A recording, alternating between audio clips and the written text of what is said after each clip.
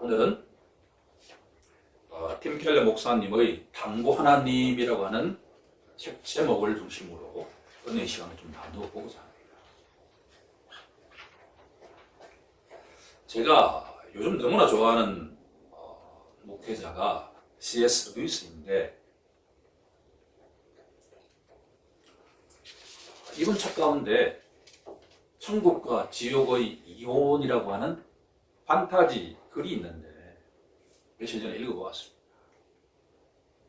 95쪽에 보면 세상에는 두 부류의 사람이 있다는 거예요. 한 부류의 사람은 누구냐 그러면 내 뜻이 아니고 하나님이 뜻대로 되길 원합니다 라고 고백하는 그룹이 있다고 한다면, 두 번째 그룹은 뭐냐 그러면 하나님으로부터 내 뜻대로 될지어다 라는 소리를 듣는 자 그룹이 있다라고 하는 거예요. 전자의 그룹에 속하는 사람, 내 뜻이 아니라 처음에는 내 뜻이 중요했는데 어느 순간부터 하나님의 뜻이 중요하다라고 고백하는 그룹은 이 땅에서부터 천국에 임한다는 거예요. 이유는 모르겠지만, 그런데 세상에서 가장 존경받는 하나님으로부터 그래 너 뜻대로 될지어다 라는 소리를 듣는 사람은 자신도 모르게 어디에 처했냐 그러면 지옥에 임하게 된다라고 하는 거예요. 지옥은 죽고 난 뒤에 가는 곳이 아니라 내가 선택한다는 거예요. 오늘의 본문은 우리가 너무나 잘 알고 있는 탕자 이야기의 본문이죠. 그쵸? 처음에 제가 회개하고 예수님 믿고 난 뒤에 이 본문이 너무나 은혜롭게 다가오죠. 이 작은 아들의 삶이 바로 나의 삶이었다라고 고백하죠. 그런데 말이에요, 저는 오늘 이 짧은 시간을 통해 가지고 하나님의 원래의 메시지는 작은 아들도 아니고 큰 아들도 아니고 아버지가 누구를 상징하느냐에 대한 이야기예요. 아버지가 도대체 누구냐는 거예요. 본문 3절에 가게 되면 이렇게 되어 있죠.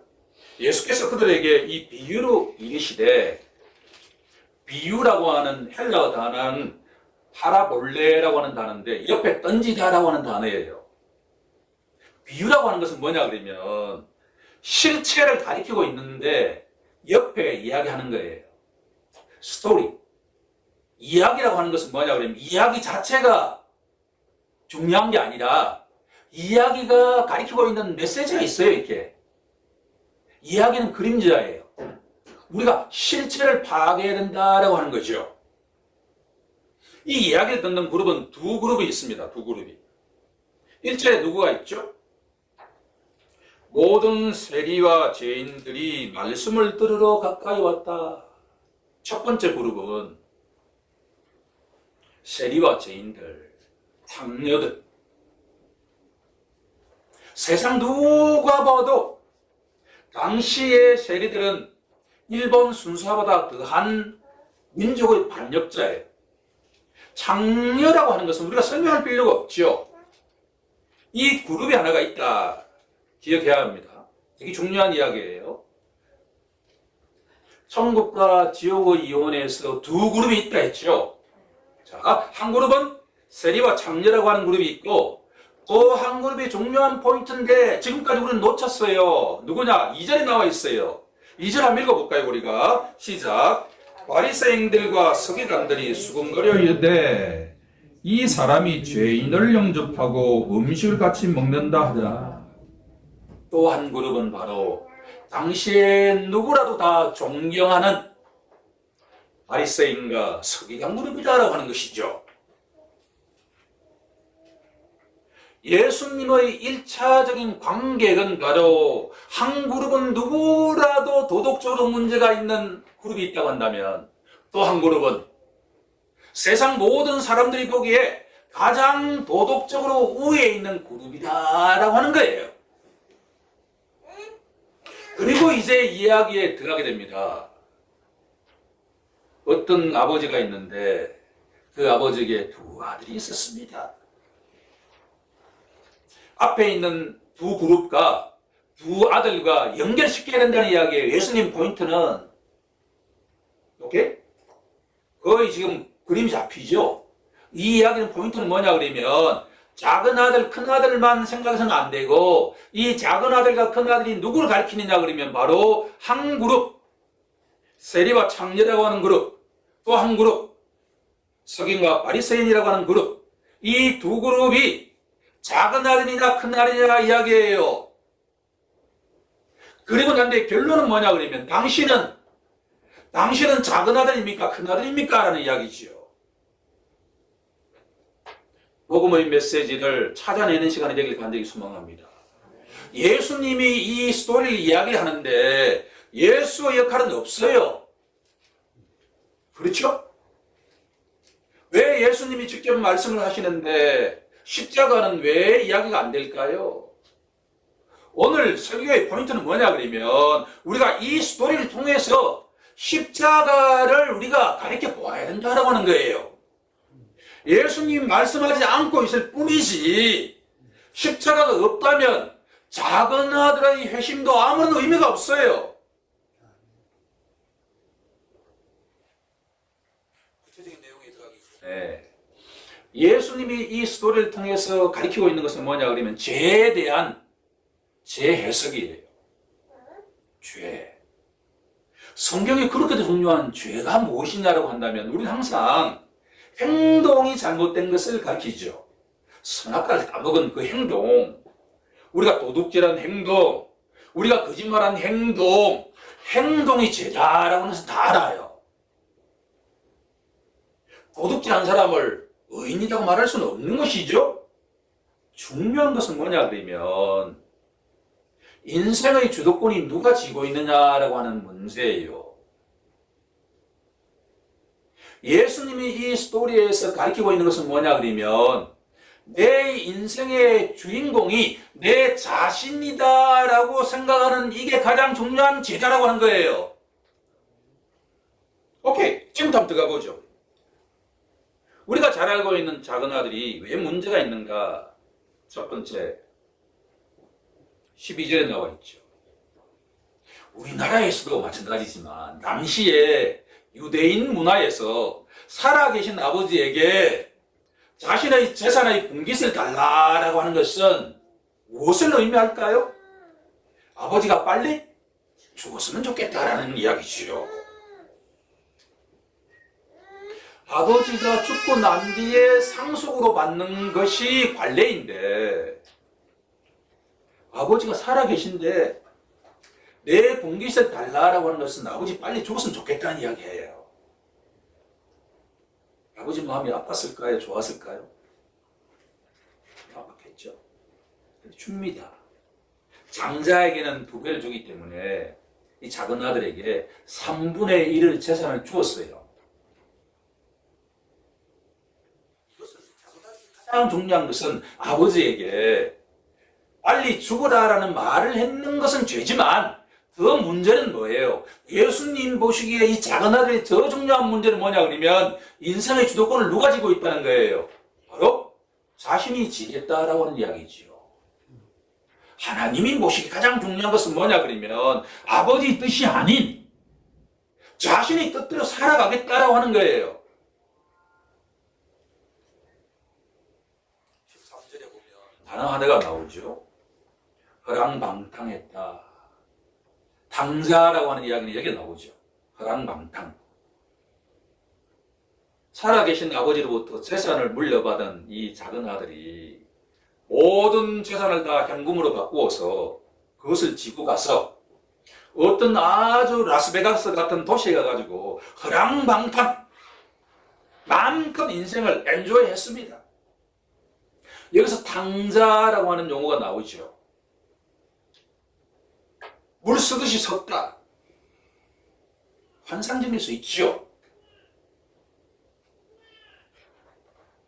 그런데 오늘 설교 제목에서 이 탕부라고 하는 의미는 뭐냐 그러면 사용하는 입장에서는 물 쓰듯이 선다라는 의미가 있지만 주는 입장에서는 아무것도 그리낌 없이 다 주신다, 그런 의미예요.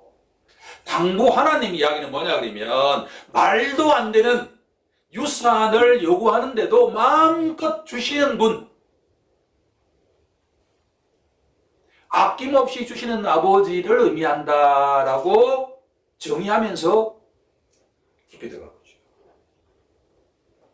자기 인생을 마음대로 살고자 했던 이 작은 아들에게 수산이 쓰라고 나니까, 돈을 다 쓰고 나니까 옆에 있던 모든 여자들이 다 떠나버리고 난 뒤에 자신의 목구멍에 먹을 것을 구하기 위해서 일을 했는데, 유대인들이 가장 싫어하는 돼지 치는 곳에서 일하게 되었다.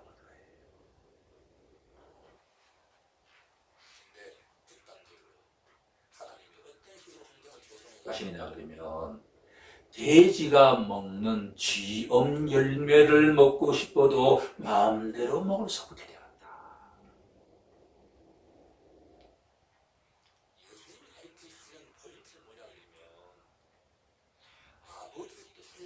또 자기 마음대로 인생을 살고자 했던 사람의 실상, 실존은 가장 싫어하는 돼지가 먹고자 하는 쥐엄 열매도 먹을 수 없는 상태. 그게 아버지의 뜻을 떠난 인간의 실상이다, 그런 이야기예요. 이 세상에 말이에요, 자신이 가장 싫어하는 동물이 먹고 싶은 열매도 먹지 못하는 상황보다도 더 심각한 실상이 있을까요?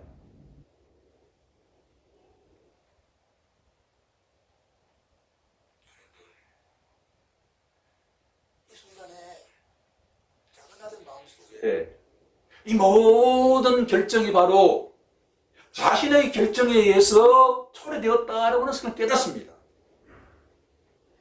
그러고 난 뒤에 이 마음속에, 하지만 아버지는 자비와 긍휼이 풍성하시니까, 그곳에는 풍성한 음식도 있으니까 내가 가서 내 잘못을 고백해야 되겠다라고 말하기 시작하죠.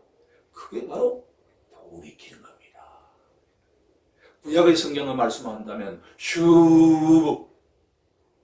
지금까지 내 인생을 내 마음대로 살아가겠다고 결정했던 그 결정으로부터 돌이키는 것이 바로 회개죠.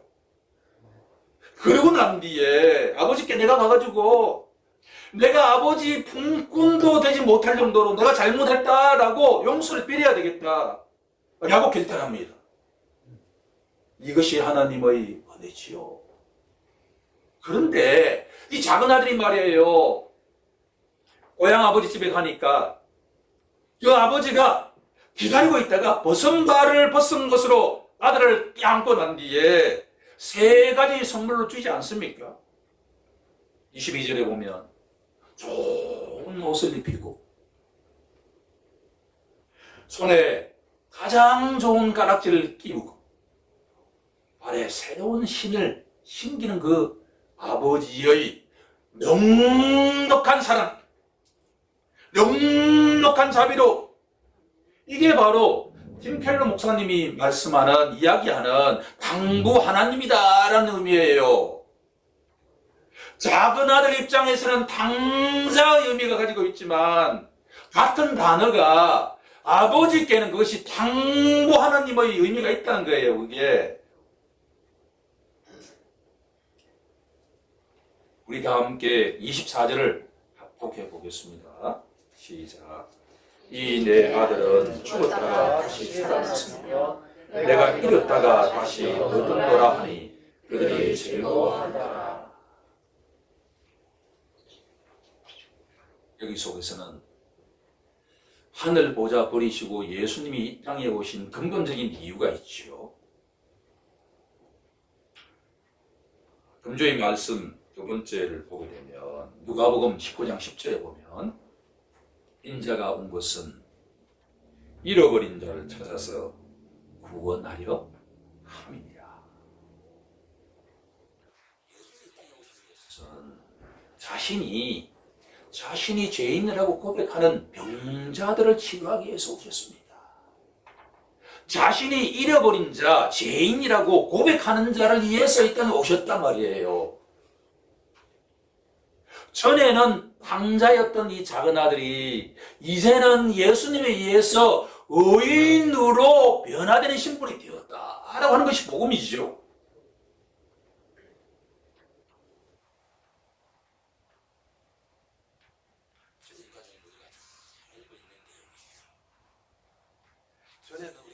했는데 이제는 회개하고 예수님을 믿고 난 뒤에 의인이 되었기 때문에 이 당자 이야기는 우리에게 너무나 은혜롭게 다가오는데, 팀 켈러 목사님의 책을 읽은 가운데 제가 깜짝 놀란 지점이 있었습니다. 미국 전역에서 보수적인 지역에서 말이에요, 믿음이 좋은 부모님 밑에서 신앙생활을 하다가 미국 뉴욕 대학에 온 많은 크리스찬들이 있다는 이야기예요. 그들이 진보적인 생각을 듣고 난 뒤에 방학이 되어서 고향을 방문합니다. 예컨대 동성애, 고향 교회에서는 동성애는 말도 꺼낼 수가 없죠. 근데 본인이 만나본 동성애자들이 말이에요, 아주 젠틀하다는 걸 알았어요. 문제가 있는데 실상은 뭐냐 그러면 다르더라라는 거예요. 한 인간이더라는 거예요. 근데 그 이야기를 고향에 가서 이야기하니까 너무 문제가 있다는 이야기예요. 아니 어떻게 그런 이야기를 할 수 있냐는 이야기예요. 지금부터 바로 교회에는 수많은 큰아들과 같은 사람이 있다라는 이야기예요.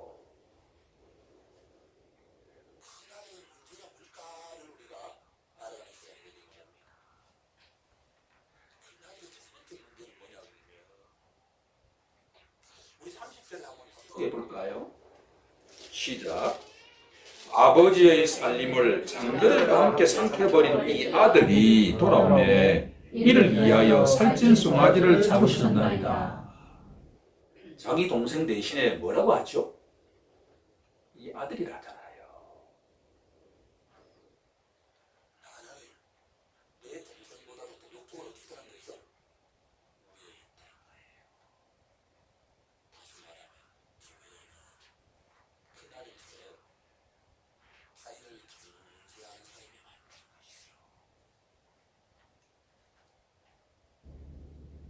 작은 아들을 누가 만들었냐 그러면 큰 아들이 만들었을 수 있다는 것을 목회하면서 깨달았다는 거예요.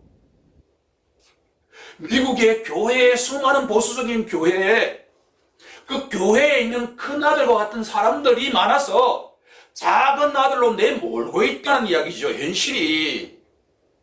두 번째, 29절 중간에 보면 내가 여러 해 아버지를 섬겨 내 명을 어김이 없거늘. 큰아들은 자신은 한 번도 아버지의 뜻은 어긴 적이 없다, 의인이다 라고 평가하죠. 큰아들이 문제 첫 번째는 뭐냐 그러면 자기 동생을 정죄한다. 두 번째는 뭐예요? 자신은 스스로 평가하기에 의인이다. 세 번째, 큰아들의 태도를 보면 28절에 보면 아버지에게 어떻게 했죠? 노했다. 분노심이 올라왔다는 거예요. 저는 이 대목에 많은 묵상을 한 주 동안 해보았습니다. 혹시 내 속에도 이 큰아들과 같은 의로움이 있는 것이 아닌가라고 말입니다. 주님이 사랑하시는 성도 여러분, 교회에 열심을 내지 않는 사람은 이런 마음이 들 수가 없어요. 작은 아들처럼 말이에요, 별 볼 일 없다고 생각하는 사람에게는 이런 마음이 들지가 않아요.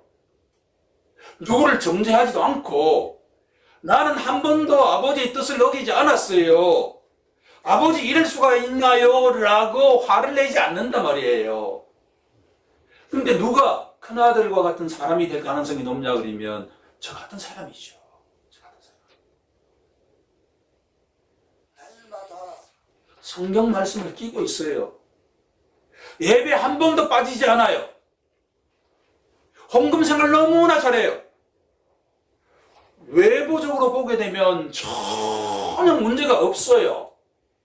근데 그 이면에 들어가 보면 누군가를 정죄한다든가, 나는 스스로 의인이라고 판단한다든가, 아버지께 날마다 불평할 수 있는 것과 같은 사람이 큰아들이라고 한다면, 하나님 보시기에 이 큰아들은 진짜 의인일까요? 잃어버린 자, 죄인일까요? 예수님 포인트는 뭡니까? 작은 아들이 잃어버린 자가 되었다라고 하는 것은 누구나 다 아는 일인데, 큰 아들은 과연 하나님 보시기에 인정할 수 있는 위치에 있느냐, 하나님 보시기에 잃어버린 자의 위치에 있느냐라는 이야기입니다. 결정적으로 아버지가 큰 아들에게, 네 동생은 죽었다가 살아났는데 우리가 잔치를 벌이고 있으니까 같이 잔치에 들어가자라는 권면에 따라가요, 안 따라가요? 안 따라가지요. 전국은 혼인잔치입니다. 성경은 처음부터 끝까지 혼인잔치에 대한 이야기예요. 요한계시록이 어떻게 끝나느냐 그러면 바로 어린 양의 혼인잔치에 초대받는 장면으로 끝난다라고 하는 거예요. 이 큰아들처럼 하나님이 우리 각자를 초대하셨는데 우리가 그 혼인잔치에 들어가지 않는다고 한다면 우리의 믿음은 헛믿음이 되는 거예요.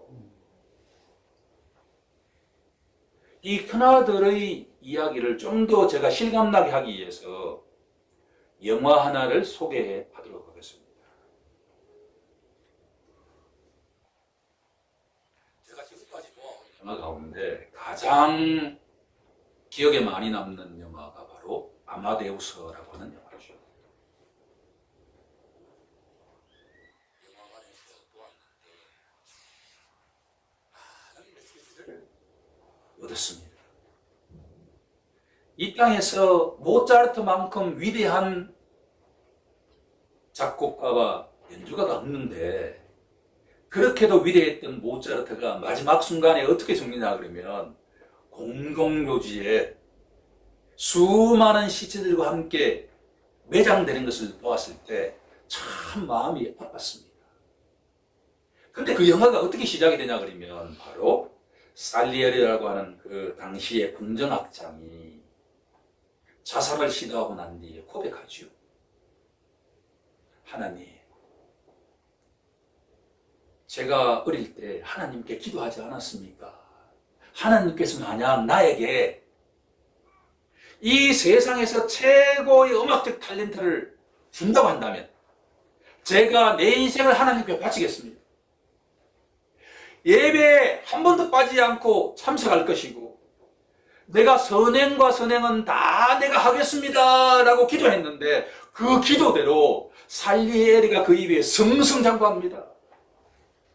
당시에 가장 유명한 음악가가 바로 살리에리예요. 왕을 가르치는 궁정악장이에요. 남들이 다 부러워하는 부와 권력을 다 쥐고 있는 사람이 살리에리란 말이에요. 사람들은 말이에요, 살리에리에게 너희 믿음 때문에 너가 복받았다라고 이야기를 했죠. 좋은 믿음을 가진 사람은 당연하게 복을 받지 않겠습니까? 그런데 어느 날 갑자기 불세출의 슈퍼스타인 모차르트가 나타났습니다. 모차르트는 말이에요, 도덕적으로 문란해요. 자신의 약혼자가 있는데도 성적으로 아주 문란했어요. 살레리 마음에 하나님께, 아니 어떻게 하나님 저렇게 도덕적으로 문란한 자에게 내보다 더 뛰어난 음악적 탤런트를 줄 수 있습니까? 라고 그냥처럼 이야기하기 시작했어요. 아니 하나님, 아니 내 동생은 말이에요, 장녀하고 놀다가 말이에요 탕진했는데, 불효했는데, 아니 어떻게 받아준단 말이에요. 큰형과 살리엘이가 겹치죠? 두 번째로 하나님 지금까지 제가 말이에요. 하나님 말씀을 한 번도 어긴 적이 있습니까? 근데 어떻게 내보다 더 뛰어난 모차르트와 같은 사람을 이 땅에 탄생시킬 수가 있죠? 세 번째로 가장 놀라운 말은 뭐냐 그러냐, 이제부터 저와 하나님은 원수지간입니다 라고 고백하기 시작합니다. 너무나 불행한 고백이죠. 하나님께 분노한 것을 뛰어넘어서 이제는 내가 절대로 하나님을 믿지 않겠다는 이야기예요. 살리엘과 여기 나와 있는 마다들과 너무나 클로즈업되지 않습니까? 그렇게도 믿음이 좋았던 그 살리엘이가 바로 하나님께 버림받는 신세가 되었다.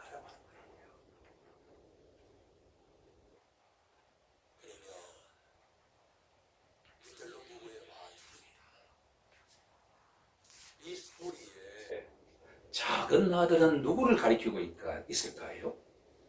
바로 세리와 청예들과 같은 사람이었죠. 큰 아들은 누구를 가리키고 있을까요? 서기관과 바리새인들을 가리키고 있죠. 금주의 말씀 첫 번째 말씀에 이와 같이 나중된 자로서 먼저 되고 먼저 된 자로서 나중되리라. 나중된 자는 누굽니까?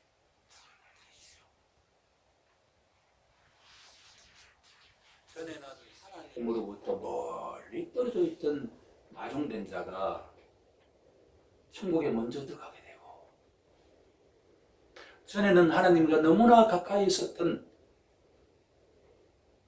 형은 살리엘은 이제 어떻게 된다는 거예요?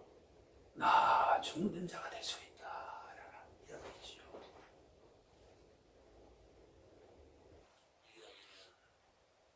하나님의 말씀을 날마다 묵상하고 가까이 한다 하더라도 인생의 주도권을 자기가 쥐고 있다라고 생각하고 살아갈 때는 형처럼 될 수 있다라는 이야기죠. 살리엘처럼 될 수가 있다라는 이야기죠.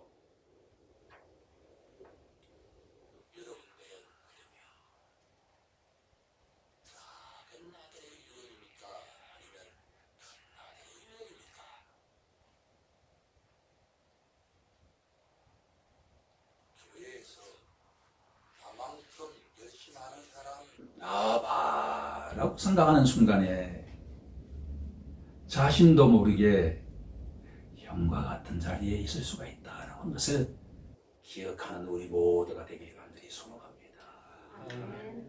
우리는 언제나 작은 아들의 자리였다는 것을 기억하는 우리 모두가 되어야 할 줄로 믿습니다.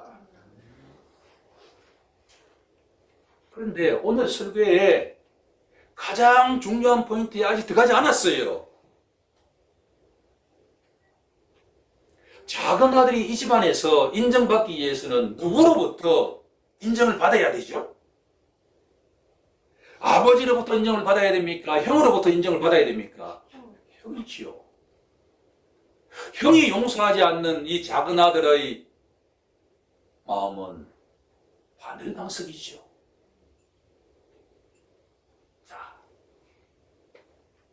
우리의 모든 생각과 마음을 지금부터 집중하는 시간이 되길 간절히 소망합니다. 형은 동생을 돌보는 자예요. 우리 창세기 4장 9절로 한번 가볼까요?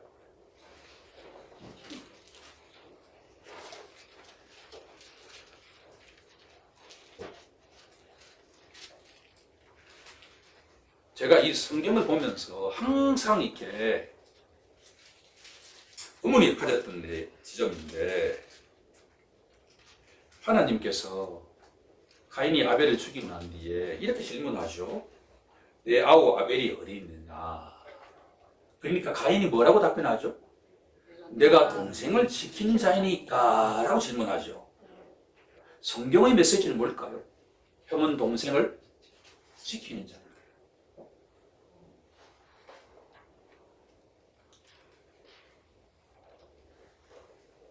그리고 난 뒤에 한 구절만 다갔으면 우리는 결론에 도달할 수가 있습니다.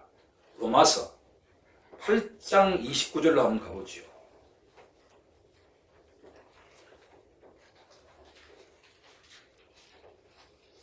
로마서 8장 29절 말씀으로 가서 마지막 부분에 이렇게 되어 있죠. 이는 그로 많은 형제 중에서 맏아들이 되게 하려 하심이니라.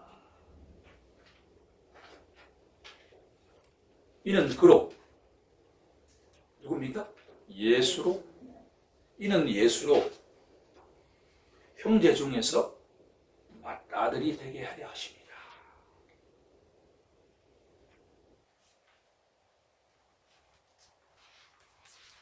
잃어버린 자를 찾아서 이 땅에 오신 예수님은 바로 오늘 이야기에 누가 된다는 이야기죠? 진정한 형으로 오셨다는 이야기예요. 이 스토리 속의 형은 잃어버린 자예요.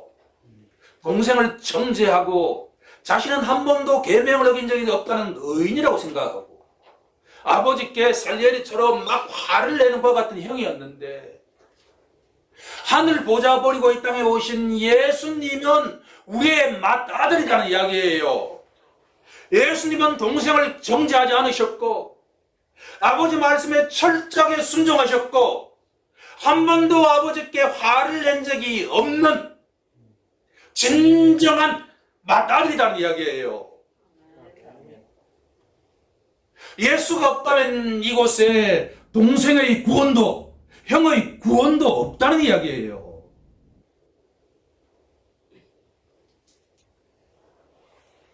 저는 팀켈러 목사님을 이 한 대목에서 존경하지 않을 수가 없었습니다. 왜? 제가 생각할 수 없는 지점을 터치하고 우리에게 십자가를 가르쳐주게 하기 때문입니다.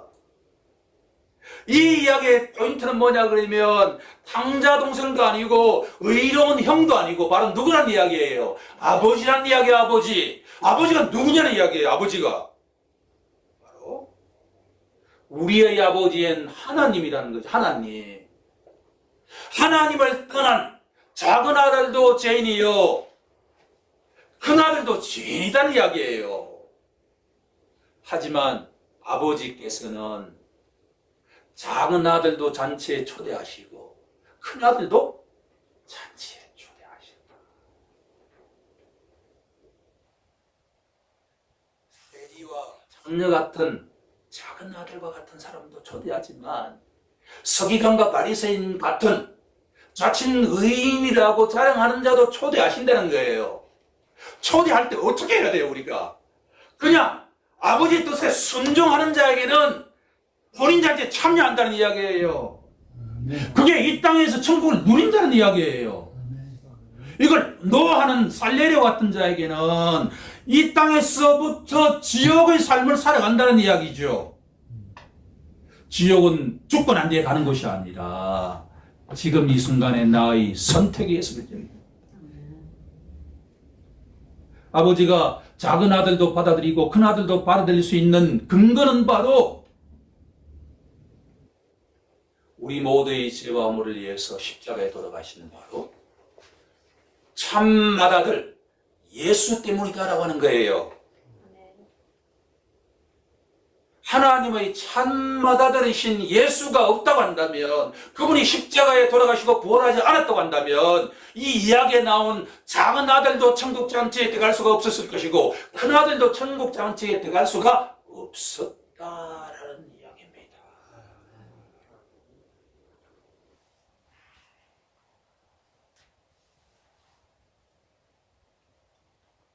하나님의 맏아들이신 예수님께서 저 천국 보좌를 버리시고 우리 같은 작은 아들과 우리 같은 큰 아들을 위해서 십자가에 돌아가시고 부활하셨다라고 하는 것을 믿는 자는 그 누구라도 천국 잔치에 초대받는다. 라는 것이 오늘의 결론입니다. 우리가 함께 이 결론을 깨닫게 하신 하나님께 감사 찬양하면서 이 내용을 마음 깊이 새기는 시간 우리가 함께 기도하면서 시간을 갖겠습니다.